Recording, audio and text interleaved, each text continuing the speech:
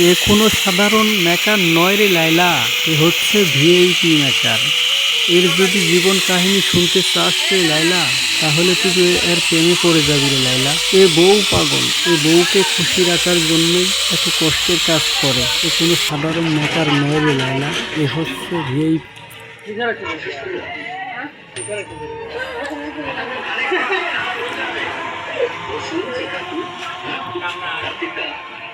কিছু কিছু মানুষ আছে যাদের সাথে টাকার পিছনে ছুটে চলে, ভালোবাসার যে একটা জায়গা আছে সেটা তারা দেখতে পায় না।